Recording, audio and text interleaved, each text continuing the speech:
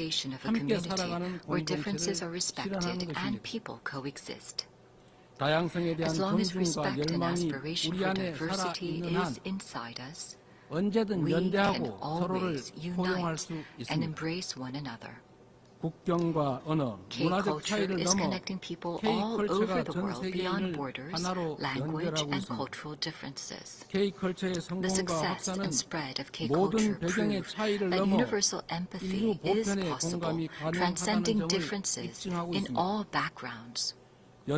Gathering the energy of solidarity, coexistence, and consideration, the Republic of Korea, having ushered in a new diplomatic republic, is ready to move toward a sustainable future and a new page in human history. Though a difficult journey is expected, humanity has been able to grow and come this far by not giving up on challenges, even in the face of adversity. As the people of the Republic of Korea raised colorful cheering sticks in the face of a crisis in democracy, I call on the international community and the United Nations to lift the lantern of hope that will light the future of humanity. The Republic of Korea will boldly lead the way toward a new era of peaceful coexistence and shared growth on the Korean Peninsula toward a better future together. Thank you very much for your attention.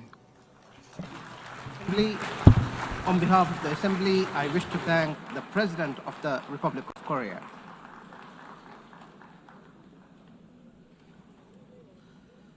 The Assembly will hear an address by His Highness Sheikh Tamim bin Hamad Al Thani, Amir of the State of Qatar. I request protocol to escort His Highness and invite him to address the Assembly.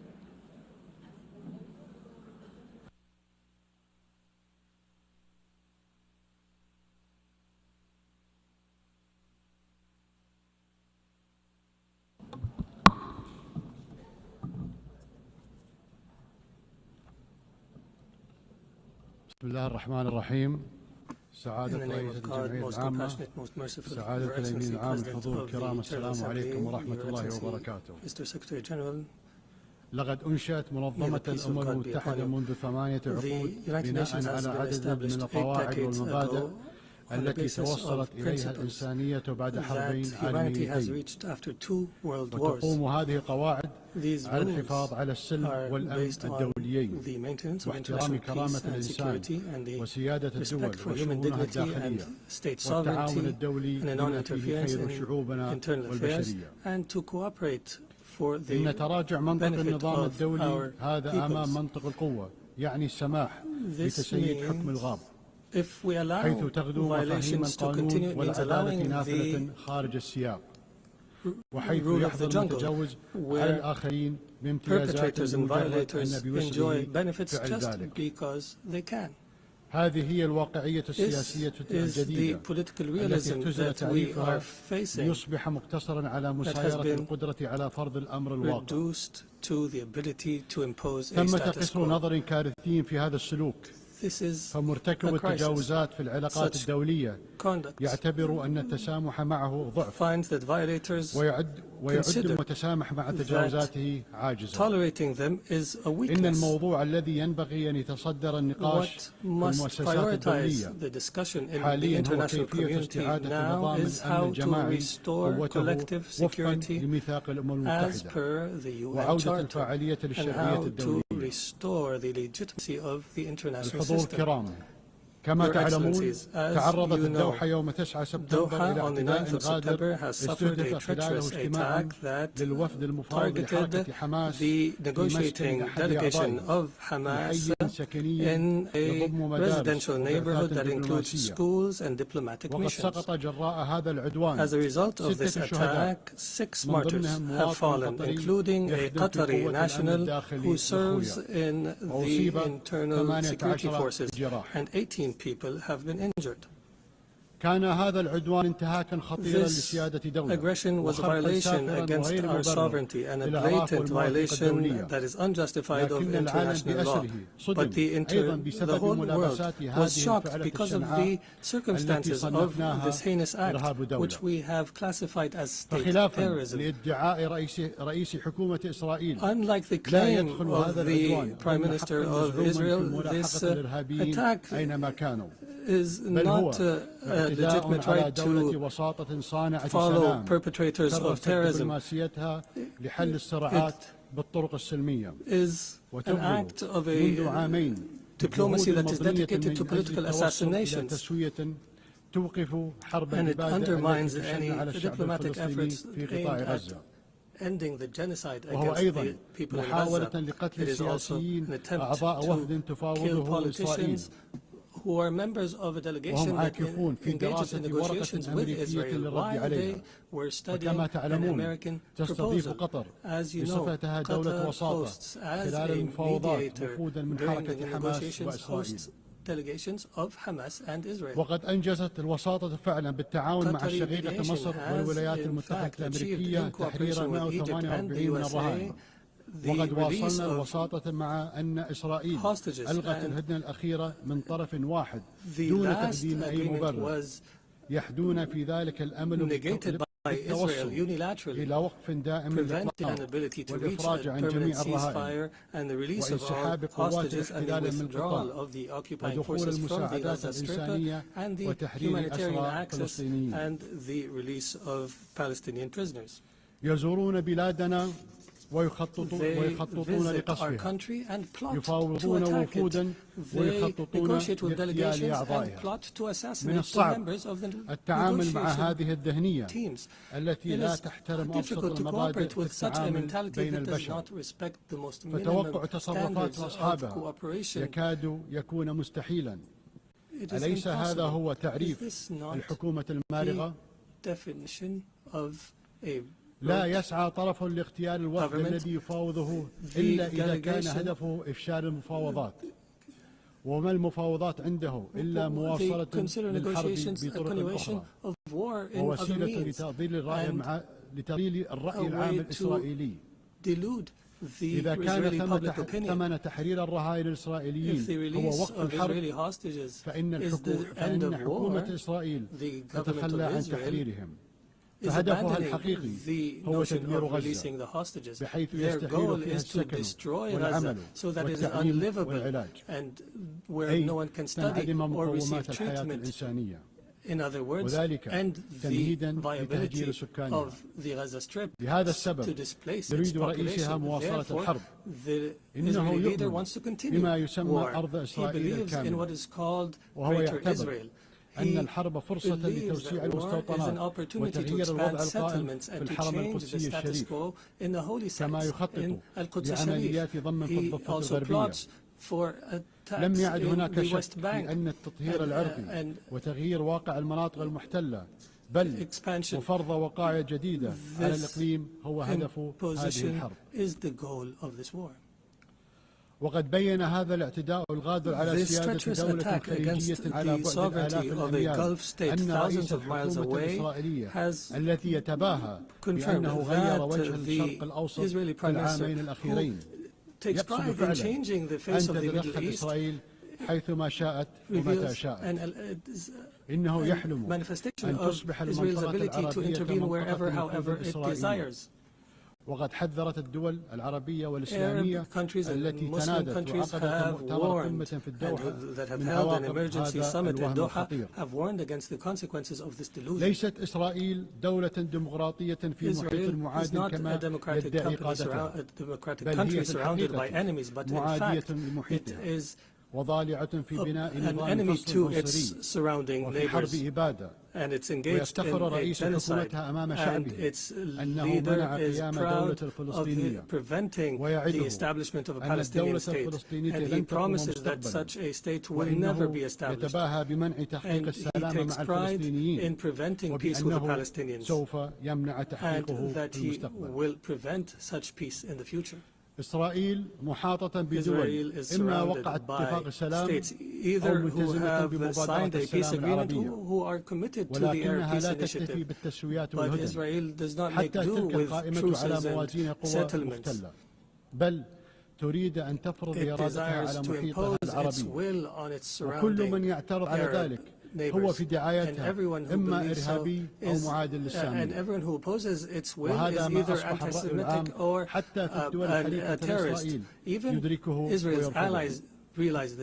وها نحن نشهد نشوء حركة التضامن العالمية تشبه الحركة العالمية ضد نظام الفصل العنصري في القرن الماضي. ولا يفوتني في هذه المناسبة أن أعرب عن تقديري للتضامن العالمي مع قطر، بما في ذلك بيان مجلس الأمن الذي أدان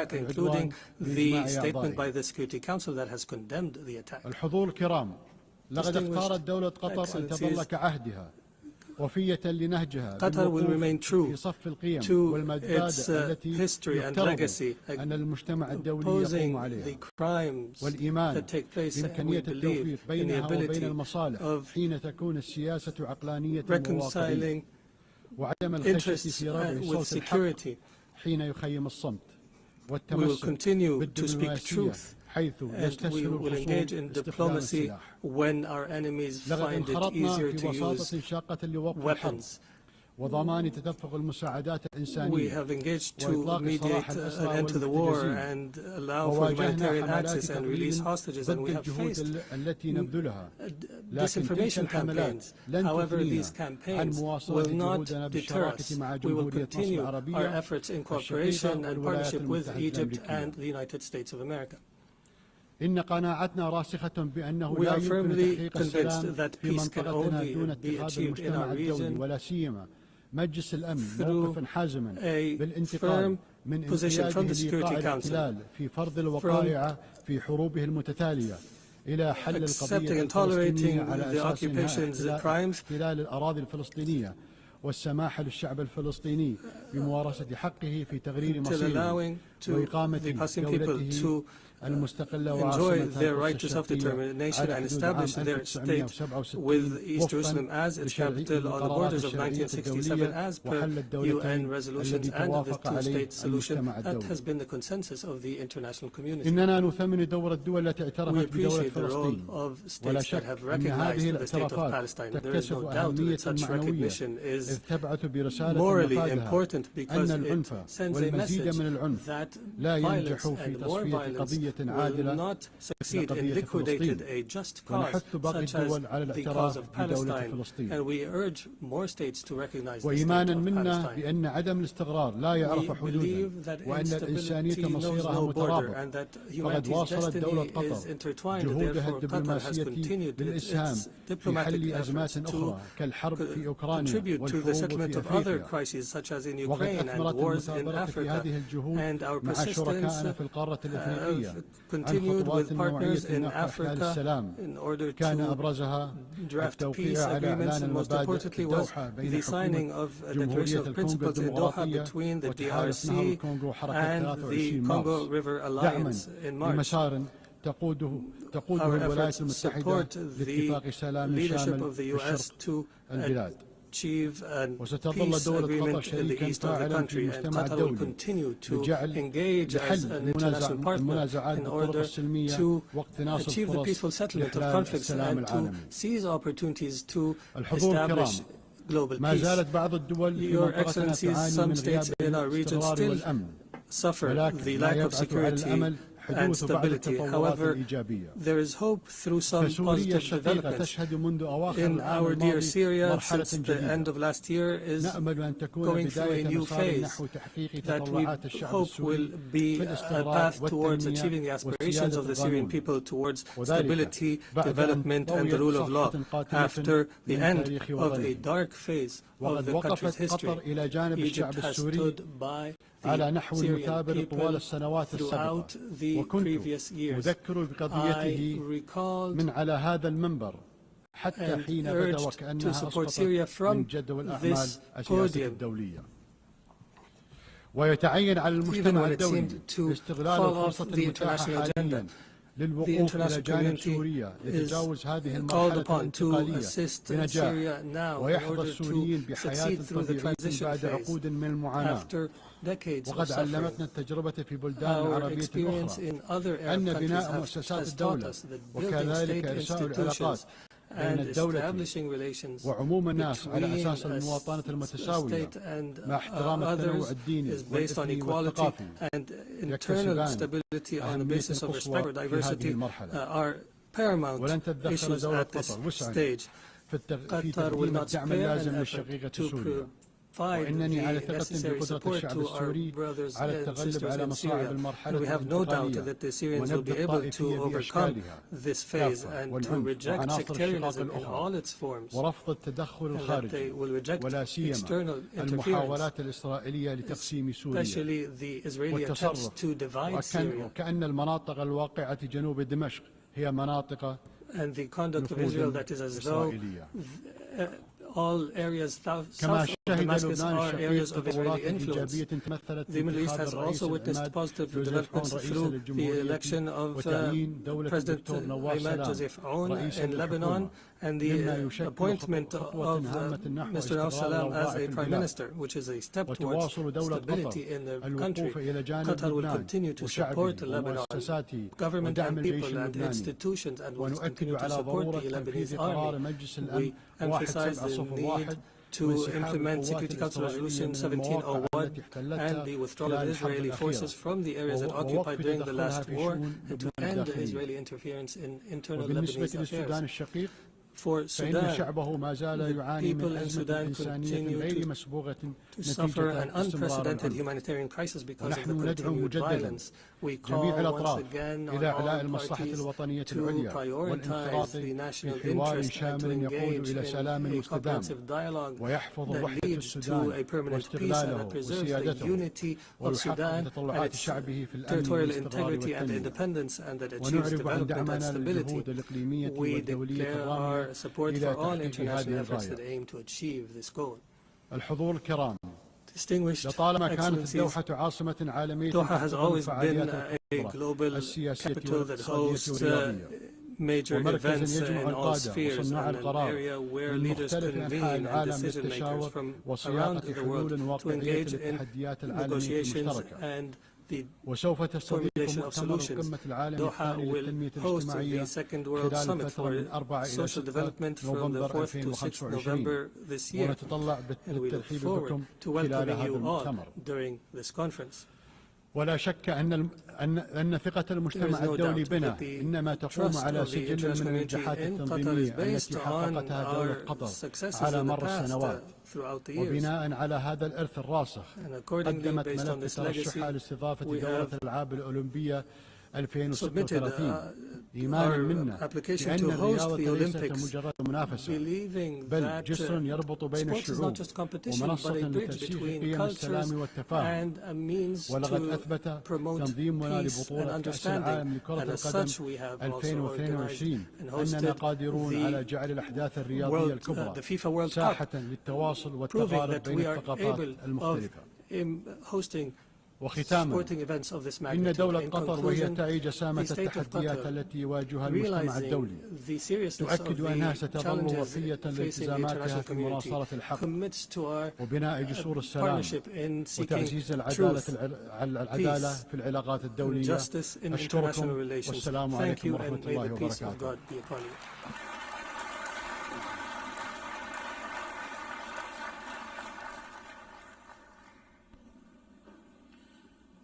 On behalf of the Assembly, I wish to thank the Emir of the State of Qatar.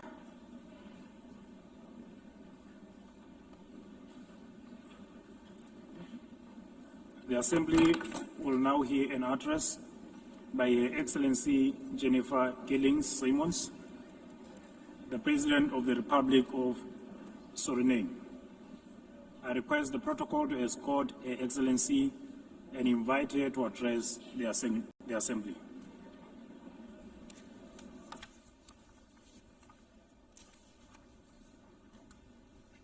Good morning. Madam President, we are here to commemorate in this special moment in history as we celebrate the United Nations 80th anniversary.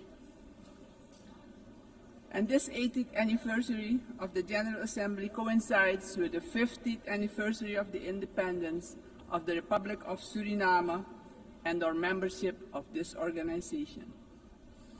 On behalf of the government and the people of the Republic of Suriname, I express sincere congratulations to the international community on this occasion.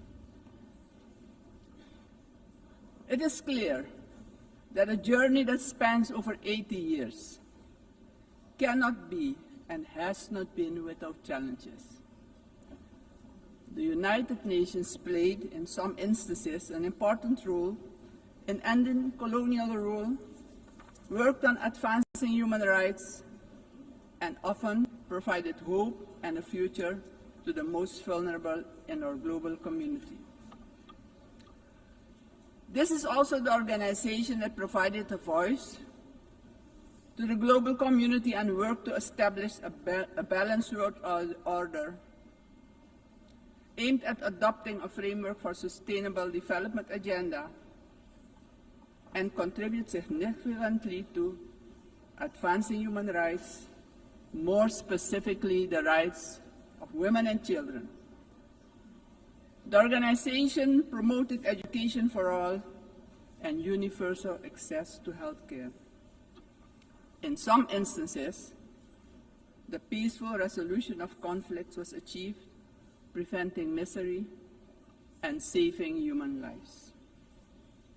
Madam President, on the other hand, we must admit that the UN at other times regrettably has been unsuccessful in avoiding conflicts, wars, and violations of human rights.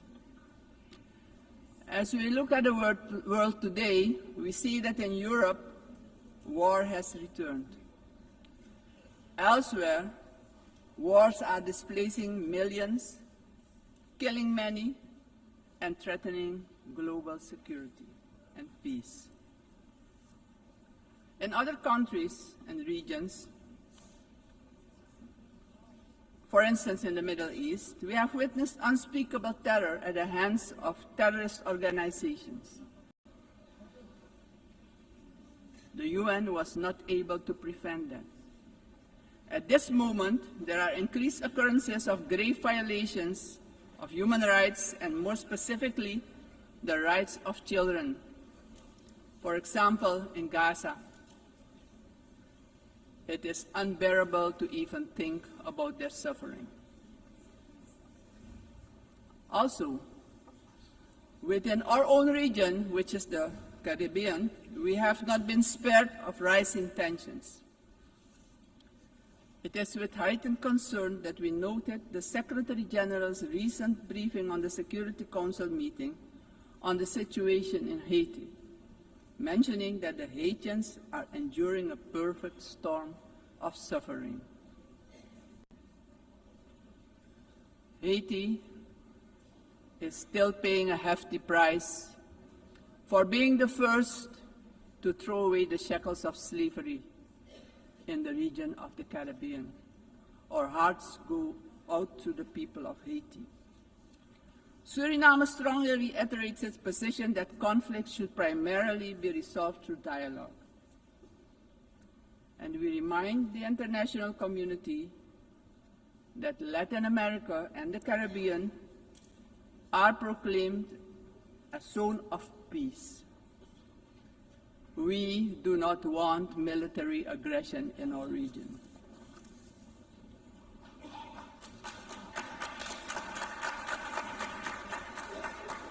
Madam President,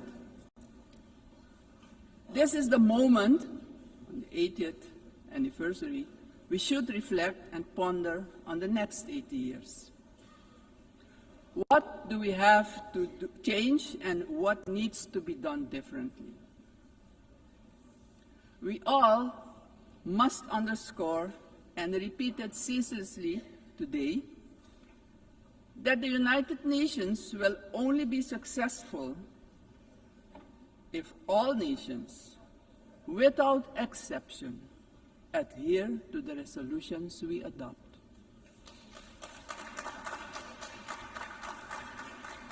We can only keep the peace if we stop allowing that the votes of all the countries in the world can be nullified by one veto. Today, partially because of the work done by our organization, some poor countries have developed substantially, economically and otherwise.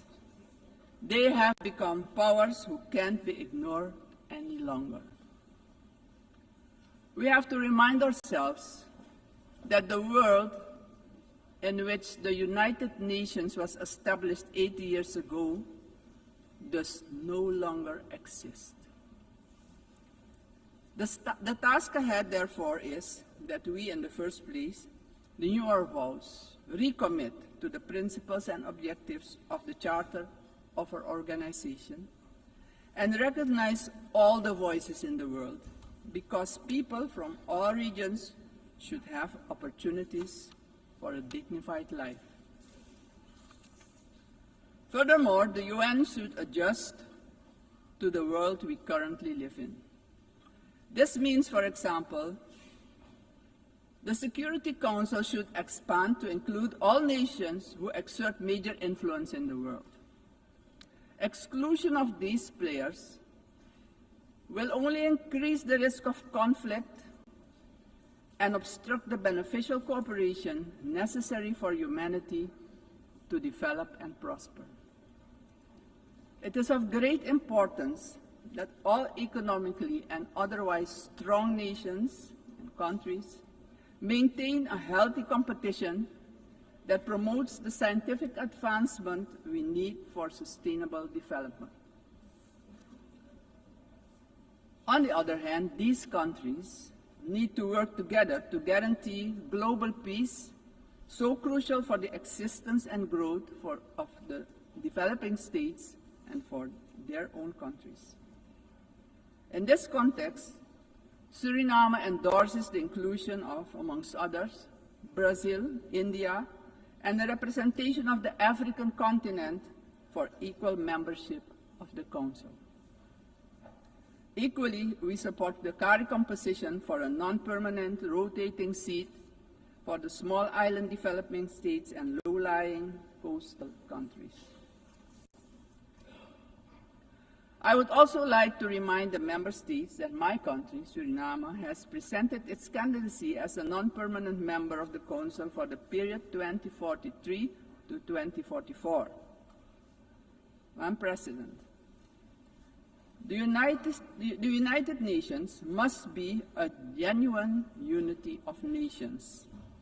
If our organization, moving forward, wants to play a crucial role in creating a prosperous future for humanity, we have no choice than to genuinely unite, all of us. Suriname stands firmly for global peace, for the rule of law, and for the equal value of every human life. Considering this, Suriname once again calls for the lifting of the long-standing, unjust embargo against Cuba, bringing misery to its people.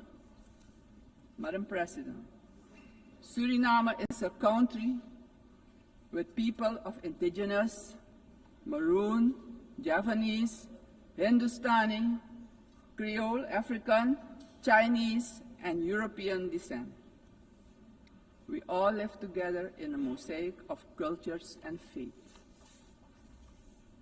The persons from Surinamese origin living abroad are part of this mosaic of our population and can contribute to the socio-economic development of the nation. We consider this diversity a great asset.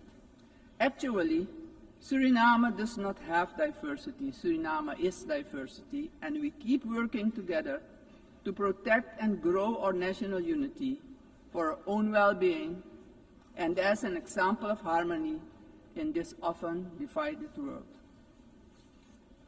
My country also carries immense natural wealth. and it is our vision to create an economy that is resilient, sustainable, and inclusive. Together we strive to build this more diverse economy by developing, among others, our tourism and agricultural sectors, strengthen our educational system, and work towards universal access to basic health care. Suriname has a vast tourism potential with its green and lustrous hinterland, many waterfalls, rapids, and great rivers for relaxation, as well as for unforgettable adventures, if you're inclined to that. Rich biodiversity, cultural treasures, and the UNESCO-acknowledged historical city of Paramaribo. Through cooperation in the agriculture sector with our neighbors, we aim at improving food security within Suriname and the Caribbean community. My government views energy security as a strategic priority for national development, regional stability, and economic resilience. With an investment of more than $10 billion for the development of our offshore oil and gas, the country is getting a new beginning, a new start that will contribute significantly to our economic growth. However, we know oil and gas revenues should not be the sole fundament of our economic development. Hence, we need investments in relevant sectors in our country. We are steadily advancing our energy transition. While we already source about 50% of our energy needs through hydropower, we are moving toward natural gas and other forms of renewable energy as part of our long-term vision, because we know climate change is a fact. Madam President, I firmly believe that education is the foundation upon which every prosperous society is built. We are committed to invest in our education system, our teachers, our children and youth. The future of any country depends on the talent and skills of its people. My country reaffirms strongly its commitment to upholding the rights of indigenous and tribal communities, ensuring that their livelihoods, tradition, knowledge systems are respected and preserved, and the acknowledgement of their collective land rights. Strengthening our institutions is high on our agenda. Suriname has worked tirelessly on the prevention of diseases, and despite challenges, we have achieved results that we as a country can be proud of. As of June 30, 2025, Suriname has officially been declared malaria-free by the World Health Organization after 30 years of continuous fight against this disease, the first in the Amazon region to receive such a recognition. We're aware of the responsibility to remain vigilant as government as well as a community to ensure that these gains are sustained. Suriname's example showcases that we too can surely make a valuable contribution in combating infectious diseases. Madam President, the Caribbean community is expanding its outreach. And in this light, Suriname also welcomes the recently concluded Second Africa CARICOM Summit held in the Republic of Ethiopia. This, Madam President, honors the historic, cultural, and human bonds between the regions of the Caribbean and Africa. Suriname also acknowledges the CARICOM 10-point plan for reparatory justice, which has our full and strong endorsement. Slavery was a crime, is a crime against humanity, and we're talking about reparations, yes. We will furthermore continue to contribute with CARICOM, aiming at enhancing the organization's geopolitical influence. Despite our commitment as a country to the Paris Agreement 10 years ago, we see that the climate crisis is worsening. It's worse than we feared. Our countries have least contributed to climate change and carbon emissions, but are hit the hardest by its effects, directly impacting the livelihood and economic growth of our peoples. Suriname calls for the urgent attention of the international community to address the detrimental impact of climate change facing the small island developing states and countries with low-lying coastal areas. Our forests stand strong.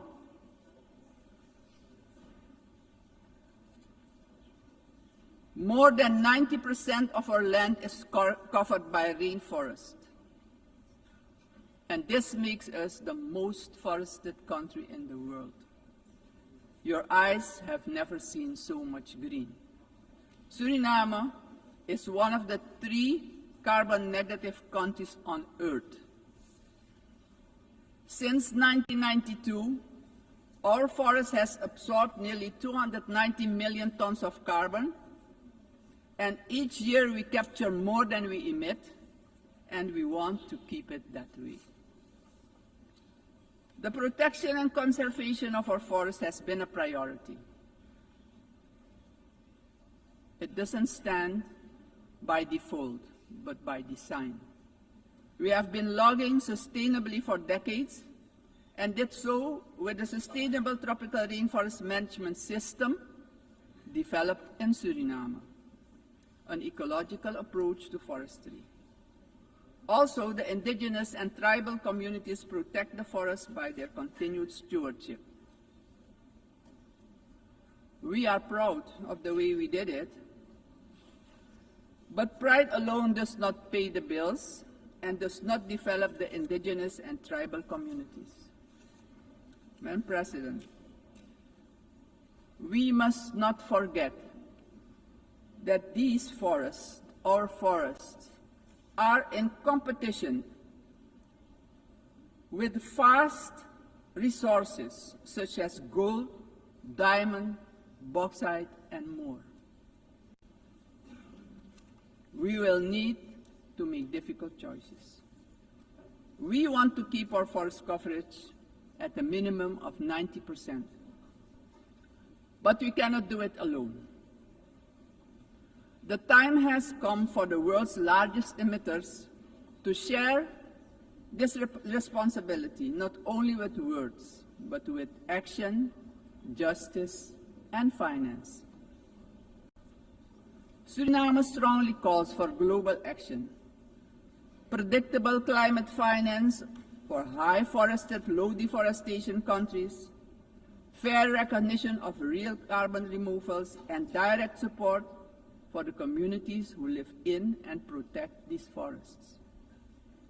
Suriname, Madam President, therefore endorses the initiative of the COP30 presidency to launch the Tropical Forest Forever facility and calls upon the international community to contribute to its success. Suriname, as mentioned previously, takes pride in being an example of peaceful coexistence, having different cultures, religions, and the traditions to live together in respect and solidarity. This is our gift to the world. The second gift, because we also have a forest that is delivering services to the whole world. This gift proves that harmony can prevail. As stated upon our admission to the United Nations in 1975, our republic indicated our willingness to engage with the international community. My country reiterates its strong commitment to multilateralism, one of humanity's most important achievements, which needs our protection in this time of change. In closing, aggression and military force should be replaced with peaceful resolution and dialogue, because it doesn't solve problems, it creates destruction and misery. As a matter of urgency, I call on every member state to keep the peace, protect the planet and all human rights.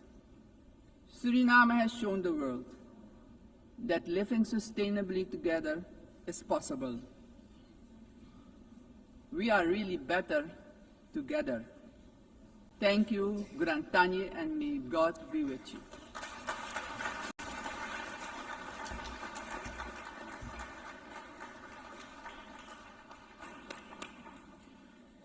On behalf of the Assembly, I wish to thank the President of the Republic of Suriname. The Assembly will hear an address by His Excellency Katinas Nauseda, President of the Republic of Lithuania. I request protocol to escort His Excellency and invite him to address the Assembly.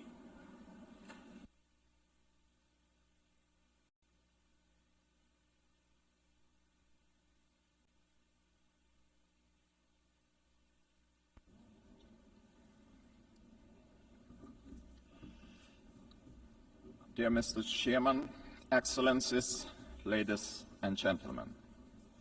80 years ago, humanity, emerging from the Second World War, embarked on a long road towards peace. Building on the solid foundation of the rules-based international order, our forefathers created the United Nations and its institutional system.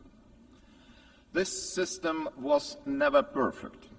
Many nations, Lithuania included, had to struggle for decades, seeking freedom, independence, and sovereignty. Many people suffered war, famine, and premature death. And yet, it was the best international order that we have ever. The United Nations system embodied the great hope that nourishes the human soul and guides our actions for the universal good. Together we succeeded in condemning war and conquest, at least in theory, if not always in practice. To this day, even the worst aggressors feel ashamed to openly conquer, destroy, and enslave. Instead, they talk about special military operations and the need to protect those who frankly do not want to be protected. This shame is a significant achievement of our time. To the extent that current international norms limit the behavior of offenders, they help countless people to survive, escape torture, or even prosper. Thus, it is an ever-growing concern to witness these same norms being subjected to increasingly open and brutal attacks. Our international order is being slowly eroded by the irresponsible actions of those who should know better. The world is turning into a much more dangerous place. We have seen this before. We cannot ignore the striking parallels between the present day and the events of 1938, a time when the world chose appeasement over international law and diplomacy over deterrence, culminating in the infamous Munich Pact. That was a short-sighted attempt to satisfy a dangerous revisionist aggressor by giving away the territory of a sovereign nation. It proved to be a complete failure. The Munich Pact not only emboldened the Nazi regime, but also opened the door for Soviet expansion. Soon after, the secret protocols of the Molotov-Ribbentrop Pact carved Europe into spheres of influence and sealed the fate of many independent states. As Europe descended into another great war, Lithuania and the other Baltic states were illegally occupied, annexed, and brutalized. After regaining the independence 35 years ago, Lithuania feels a duty to guard the bitter memory of past mistakes. Never again will we place our hopes in appeasement. Never again will we stand aside. Never again shall Pandora's box be opened. In 1938, it was Czechoslovakia that was abandoned. Today we cannot abandon Ukraine alone. The war in Ukraine is well into its 4th year. The international community has not done enough to stop aggressor. This is a quest that goes far beyond the usual lines that keep different nations apart. What matters is not the distinction between large and small, or between global north and global south nations, but the basic principles of the UN Charter, which guarantee peace and security across the globe. If one UN member is attacked with impunity year after year by a permanent member of the Security Council, what does that mean for the rest of us? When power replaces law and fear silences the truth, the foundations of the global order begin to crack. And then nobody can feel safe anymore. Ladies and gentlemen, the effects of Russia's war against Ukraine are being felt across the world. This war has sparked crises in energy, migration, and food security, while also deepening global poverty, hunger, environmental damage, and climate change. It all began with the illegal occupation of Crimea in 2014 and escalated into a full-scale invasion marked by systematic war crimes. The targeted destruction of civilian infrastructure, indiscriminate missile attacks, and the forced deportation of thousands of Ukrainian children are not isolated abuses. These are calculated efforts to erase Ukraine's identity and undermine its sovereignty and territorial integrity, all in open defiance of the United Nations Charter. Let me be clear, Lithuania will never recognize Russia's illegal occupation and annexation of Ukrainian lands. Ukraine's borders are not up for negotiation. Attempts to redraw them by force are unacceptable. The United Nations Charter is not a menu to pick from. It is a binding foundation of international order. Ukraine is also not the only target. Russia continues to occupy two Georgian regions, destabilizes Moldova, and uses proxies and mercenaries to spread instability across the Sahel, the Middle East, and beyond. These are not isolated episodes. They are part of a calculated policy to undermine international norms and export chaos for strategic gain. Russia is not acting alone. The countries enabling Russia's war against Ukraine also violate international law. They prolong the war and deepen unnecessary suffering. Their actions damage us all, every sovereign nation. Lithuania therefore calls on the international community to maintain strong political, military, humanitarian, and economic support for Ukraine. Having already provided more than 1 billion euros in assistance, half of which for reconstruction and long-term recovery, we are setting an example to follow. It is equally vital that the international community stop buying Russia's energy resources. Without all that oil and gas money, Moscow's war machine would finally stop. If history is any indicator, Russia will never stop using energy for its geopolitical goals. Wherever Russian energy resources flow, corruption, blackmail, and sabotage will follow. Let me remind you, This is a country that understands only the language of force. Ukraine's ability to deter aggression will be the decisive factor in the future. Moreover, peace will never be sustainable without justice. Russia's numerous war crimes, from mass killings and attacks on hospitals to the abduction, deportation, and indoctrination of children, demand accountability. My country strongly supports the Special Tribunal for the Crime of Aggression under the auspices of the Council of Europe. We call on all states to endorse this initiative.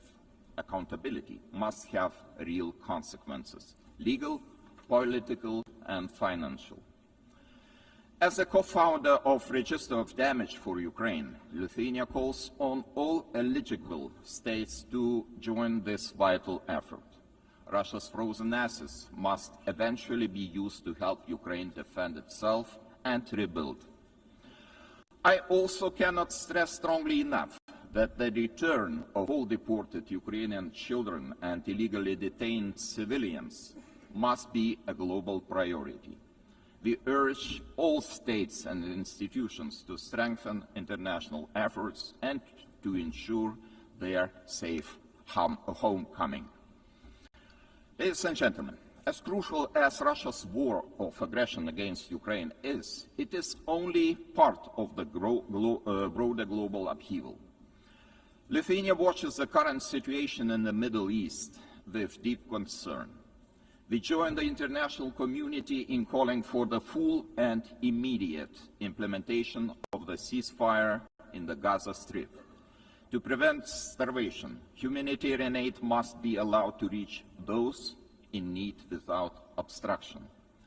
At the same time, the unconditional release of all remaining Israeli hostages remains a crucial step towards ending hostilities. Lithuania is firmly committed to a just and lasting peace in the Middle East. We condemn all the actions that undermine this goal. The ongoing mediation efforts led by the United States, Qatar, and Egypt deserve our full support. There is no alternative but to revitalize a credible political process towards a two-state solution, ensuring that the State of Israel and an independent, democratic, contiguous, sovereign and viable State of Palestine can live side by side in peace, security and mutual recognition, with Jerusalem as a future capital of both states. Sadly, many states remain trapped in cycles of conflict, crisis and long-term fragility. It is our shared responsibility to support those in need as destabilization spreads far and wide across international borders, regions, and continents. Our attention must also focus on the growing challenge of disinformation, which is increasingly being used to undermine democratic institutions and destabilize entire nations and societies. Lithuania calls on all members of the international community to defend truth as the supreme value and to fight attempts to rewrite history. Historical memory must be preserved. Ladies and gentlemen, as we face high global uncertainty, one choice remains entirely clear. Either we will repeat the mistakes of history, or we will find the resolve to defend the core principles of the United Nations. Today, Lithuania chooses to act.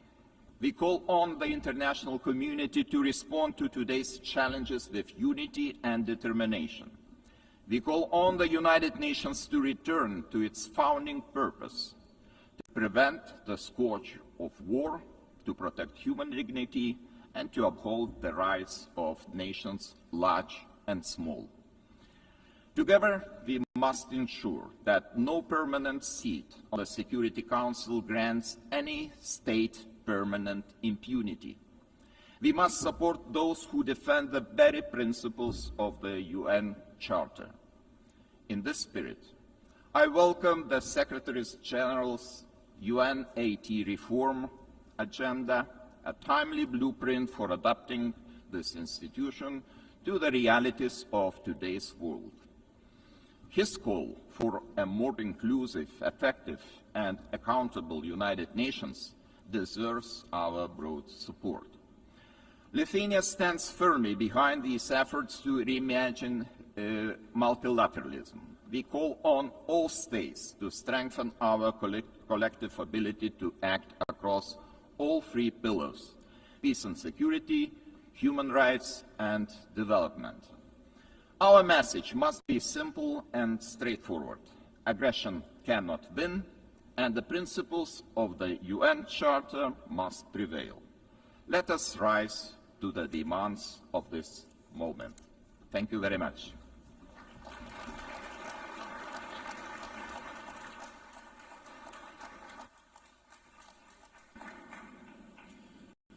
On behalf of the Assembly, I wish to thank His Excellency, the President of the Republic of Lithuania. The Assembly will hear an address by His Excellency Marcelo Rebelo da Sousa, the President of the Portuguese Republic. I request protocol to escort His Excellency and invite him to address the Assembly.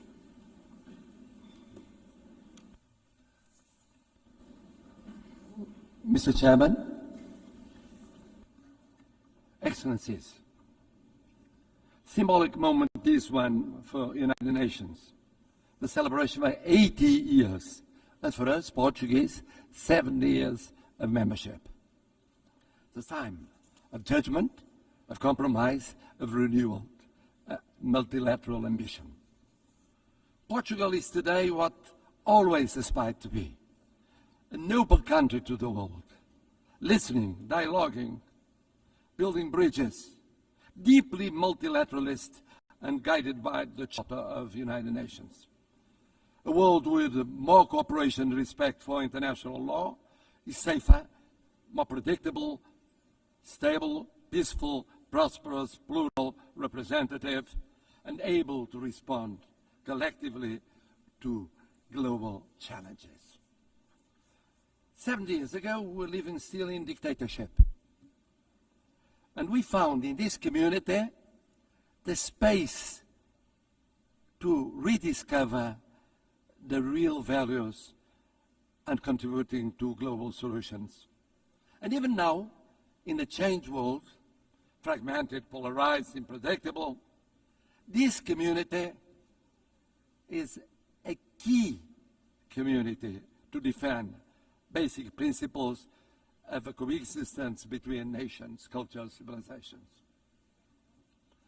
And it is with this coherence and the sense of responsibility, with the conscience of the need of contributing, acting, and deciding, guided by values and principles, that will be candidates to the Security Council in 27-28, a decision we formalized in 2013. Excellencies, let me pay tribute to the former President of the General Assembly for his support to the adoption of the Pact for the Future.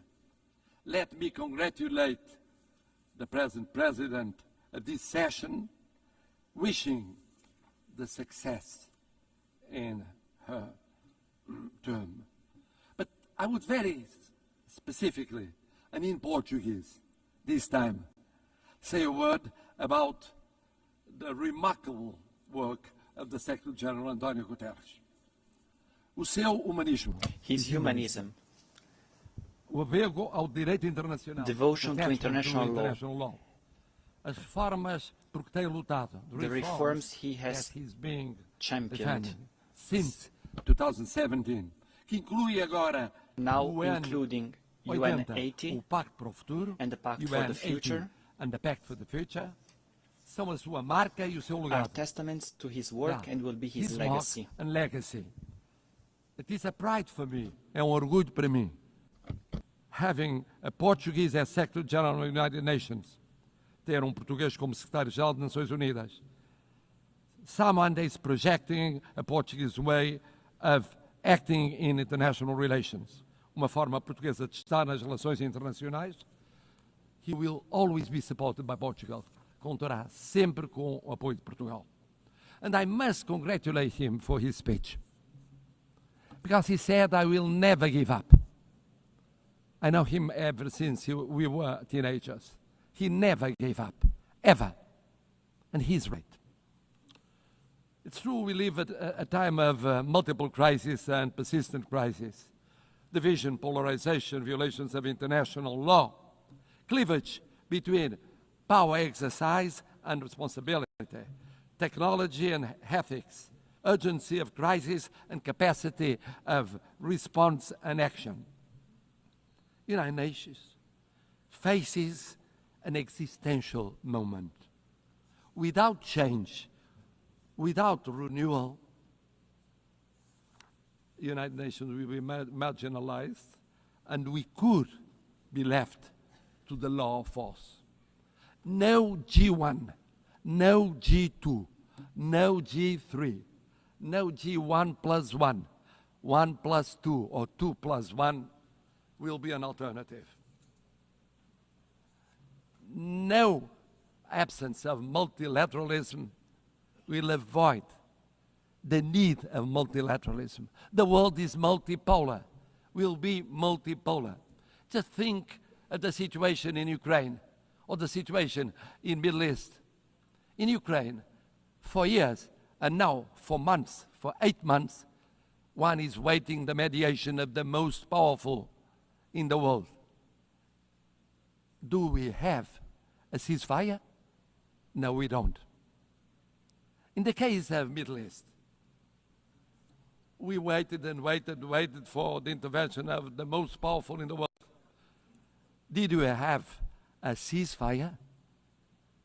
Without the multipolar, multilateral intervention of so many countries, here in New York, with the recognition of the existence of the state of Palestine, some Europeans, others non-Europeans, we won't change soon. This means we need United Nations, we need multilateralism, we need dialogue between countries from every continent. And the same for international law. We need international law. We need international law for the reform of United Nations. We need international law as a foundation of peace and justice. A world governed by rules is a safer and more predictable and equitable world. We need the Charter of United Nations as a common compass. Of course, we must adjust the United Nations, but we must never forget the lesson of the League of Nations.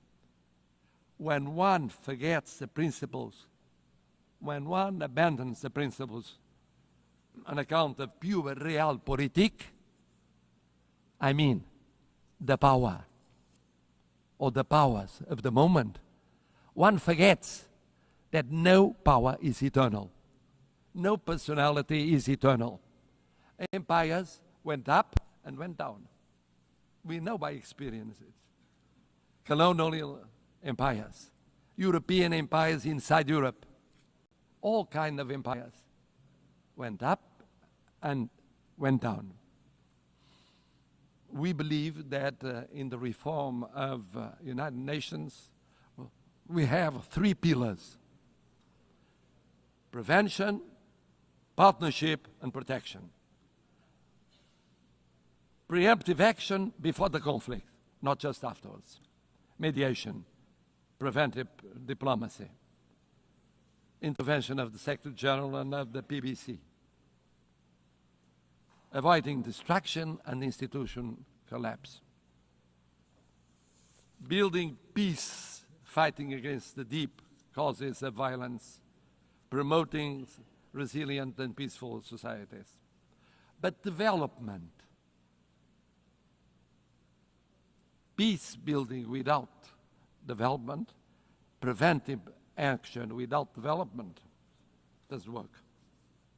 We co-presided, together with an African partner, Burundi, the preparation of the 4th Conference on Financing of Development.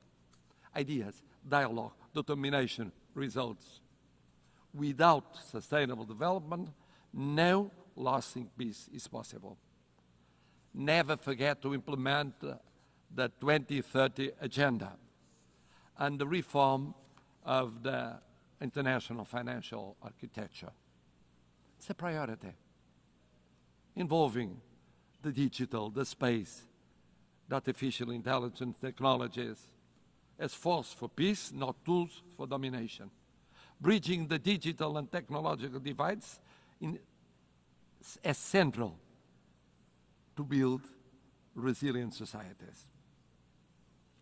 C'est aussi très fier que nous partageons la priorité des océans, la priorité du changement du climat. On peut parler contre le changement du climat, mais on admet tout de suite qu'il y a ce changement. Et c'est pourquoi on a préparé l'UNOC 2 à Lisbonne. On a été à l'UNOC 3 à Nice. On a renouvelé notre compromis avec la protection des océans. Les premiers États européens à ratifier le traité BBNJ. Protégeant 27% de notre surface maritime, juste à une distance de 3% de l'objectif en 2030. 3% of the objective for 2030. Excellencies, speaking of the appeal of partnership, the United Nations must deepen partnerships, strategic partnerships with regional organizations. Portugal has experience that is very specific. Nós temos a experiência we have the experience comunidade de países of the língua community of portuguesa. Portuguese-speaking The countries. experience of the Portuguese-speaking community. Present in 9 countries, 4 continents, 1 language. Presentes em 9 países, 4 continentes, uma língua, uma plataforma A language, a short própria na platform ONU. with its own voice at the UN. Nós acolhemos o We Fórum hosted Global da the Aliança das 10th Global Civilizações. Forum of the We Alliance of received the Civilizations. Forum for the Alliance of Civilizations. Also, the conference, UN Conference on Racism. Portugal organizou a primeira conferência Portugal da ONU hosted sobre the racismo. first UN conference on racism, E promovemos a aplicação and we da Declaração promoted de Durban em todo o the mundo. implementation of the Durban Nós Declaration. outros formamos parte We are part da of comunidade the ibero-americana. Ibero-American community. Portugal se siente hermano de Indeed, América Latina, Portugal feels like a kindred spirit compartiendo of Latin prioridades America. We share comunes common como el priorities, multilateralismo inclusivo, such as el inclusive desarrollo sostenible multilateralism, y la sustainable cohesión development, social. and social cohesion. A nossa parceria, our partnership with the Global South is made of respect and solidarity. Lançamos as primeiras cimeiras We launched União Europeia e União the Africana. first EU-African Union summits. We have had the initiative of the first and second summits between European Union and the African Union. We cooperate actively with the PMA, CITES, and LLDC.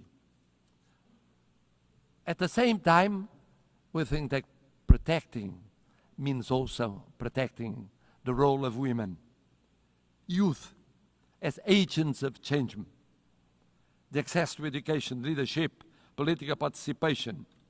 The world needs more women and more youngest as leaders in the procedures of decision. Third pillar, protection. We participate for 65 years in peacekeeping. Thousands of armed forces and security forces participated in 25 missions in 4 continents, mostly in Africa. Peacekeeping now with 4 peace operations, a quick reaction force, punctual payment, example of intervention in every continent, defense of predictable and stable financing, including for the missions that are promoted by Security Council or accepted by Security Council, but initiative of African Union. This year, we celebrate the 25th anniversary of the additional protocol to the Convention of Rights of Children involved in armed conflicts. It's a drama. It's a drama. Children going on being victims in every war scenario. We have the legal duty, the political and the moral duty of protecting them. And then, of course, humanitarian international law. One spoke of it, about the situation in areas of conflict. Geneva Conventions are not suggestions. They involve duties. We participated in the 6th Commission preparing the Convention on Crimes Against Humanity. Human rights. Human rights. Human rights mean personal rights, political rights, freedom of expression, economic rights, social, cultural rights, universal, interdependent, and inseparable. Não podemos ficar indiferentes. We cannot remain indifferent. We cannot be indifferent concerning major crises. We just declared our decision of recognizing the state of Palestine. In the Middle East, now we think that the following step is creating conditions for a ceasefire, immediately releasing the hostages, humanitarian assistance, but also creating political, economic, and social conditions to strengthen the solution of two sovereign states, rebuilding economies and societies, giving an opportunity to peace, to the daily life of Israelis and Palestinians, so that they can live, not die. Live, not die. In Ukraine, sovereignty, independence and integrity with global total ceasefire, immediate and unconditional, first step for a fair peace, respecting international law and respecting the Charter of the United Nations. In Sudan, intervening to react much more quickly to perhaps the greatest humanitarian catastrophe in Africa. En Haïti, où les souffrances de la population in Haiti, where the suffering of the population is no longer tenable, this in light of the barbaric atrocities committed by criminal gangs and the recruitment of child soldiers, decisive UN assistance to the Multinational Security Support Mission is required before it is too late. Excellencies, at a time when we are witnessing the largest number of armed conflicts since the creation of the United Nations, Portugal is ready to take on greater responsibilities and represent a global voice in the Security Council, bringing the experience of almost lessons learned in recent decades and proximity to all the states here represented, without discrimination. And for that, our vision for the Security Council will act to prevent and creating partnership and protection, and with the reform of the Security Council to make it more representative and effective, to reflect the geopolitics of the 21st century and doesn't remain stuck in 1945, with representation of the African continent, with seats represented, and recognition of major emerging powers such as Brazil and India, with more transparent, a council that is more plural and consistent with the content and the spirit of the the Charter. A Security Council which in 2024 met frequently since 1989. But it met frequently with less resolutions adopted and the highest number of vetoes casted. It's unacceptable that the use of veto continues to paralyze essential decisions. It is therefore unacceptable in the face of human suffering. The Charter is clear. A party to a conflict shall not be the judge of its own case. Portugal supports the ACT Group's conduct, measures to restrict the use of veto, and all initiatives that strengthen transparency and accountability within the Council.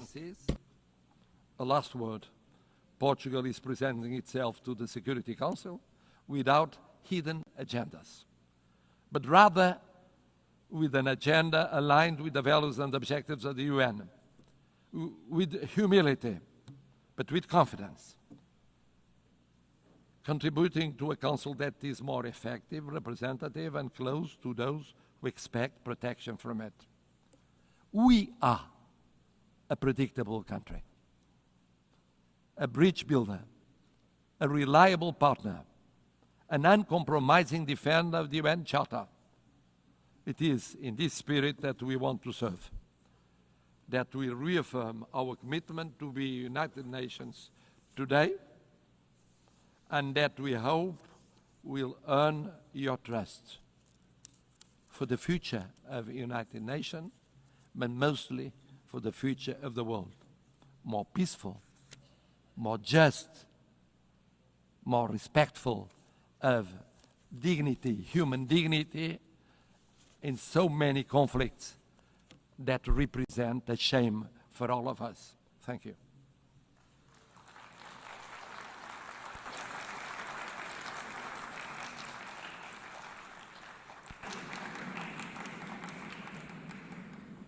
On behalf of the Assembly, I wish to thank His Excellency, the President of the Portuguese Republic.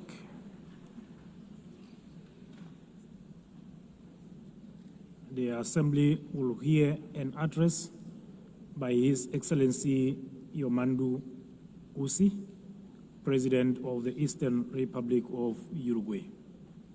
I request protocol to escort His Excellency and invite him to address the Assembly.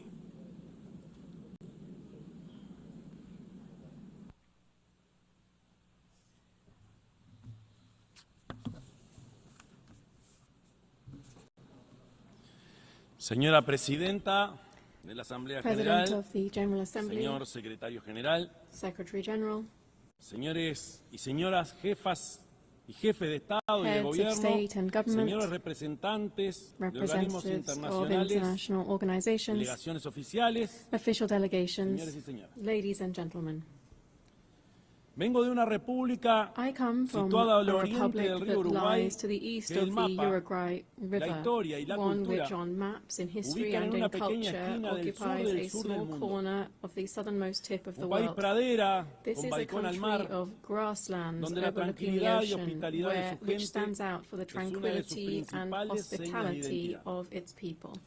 Vengo de un país donde ya es práctica corriente que un presidente concurra a países vecinos, acompañado por sus antecesores o con sus antecesores de otros partidos políticos. Un país donde la alternancia de los partidos en un gobierno no se traduce en una crisis de carácter institucional. Es más, esa alternancia se constituye en un acto de pura normalidad. Vengo de un país cuyo presidente puede caminar sin custodia entre la gente, puede disfrutar de un partido de fútbol en una tribuna con un hincha más. Vengo de un país cuyos partidos políticos, casi todos ellos, con más de medio siglo de historia, siempre están dispuestos a acordar soluciones nacionales a urgencias también nacionales. Soluciones, como decimos nosotros, a la uruguaya. Con estos gestos